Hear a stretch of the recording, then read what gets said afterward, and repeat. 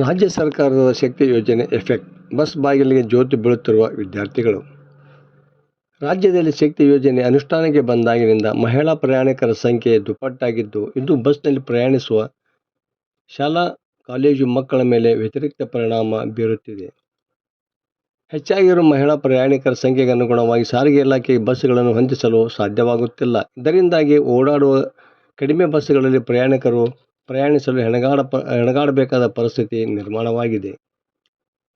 ಶಕ್ತಿ ಯೋಜನೆಯ ನಂತರ ಪ್ರಯಾಣಿಕರ ಸಂಖ್ಯೆಯನ್ನು ಹೆಚ್ಚಾಗಿದೆ. ಆದರೆ ಹಾಳಾದ ರಸ್ತೆ ನಿರ್ಮಿಸಲು ಅಥವಾ ದುರಸ್ತಿ ಮಾಡಲು ತಕ್ಕ ಅನುದಾನ ಸರ್ಕಾರದಿಂದ ಬಂದಿಲ್ಲ. ಇದರಿಂದಾಗಿ ಗುಂಡಿ ಬಿದ್ದ ರಸ್ತೆಗಳಲ್ಲಿ ಸಂಚರಿಸಿ ಕೆಲ ಬಸ್ಸುಗಳು ಮೂಲೆ ಗುಂಪಾಗುತ್ತಿವೆ.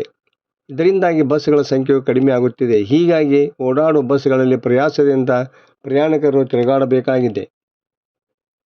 ವಿಶೇಷವಾಗಿ ಲಕ್ಷ್ಮೇಶ್ವರ ತಾಲೂಕಿನಲ್ಲಿ ಬಹುತೇಕ ಎಲ್ಲ ಮುಖ್ಯ ರಸ್ತೆಗಳಲ್ಲಿ ದೊಡ್ಡ ದೊಡ್ಡ ಗುಂಡಿಗಳು ಬಿದ್ದಿದ್ದು, ಬಸ್ ಚಾಲಕರು ಗ್ರಾಮೀಣ ಪ್ರದೇಶಗಳಿಗೆ ಹೋಗಲು ಹಿಂಜರಿಯುತ್ತಿದ್ದಾರೆ. ಬೆಳಗ್ಗೆ ಮತ್ತು ಸಂಜೆ ಶಾಲಾ ಕಾಲೇಜು ವೇಳೆಗೆ ಎಲ್ಲ ಬಸ್ಸುಗಳು ಜನರಿಂದ ತುಂಬಿ ತುಳುಕುತ್ತಿದ್ದು, ಶಾಲಾ ಕಾಲೇಜು ಮಕ್ಕಳು ಅನಿವಾರ್ಯವಾಗಿ ಬಸ್ ಬಾಗಿಲಿಗೆ ಜೋತು ಬಿದ್ದು ಊರಿಗೆ ಹೋಗಬೇಕಾದ ಅನಿವಾರ್ಯತೆ ಇದೆ.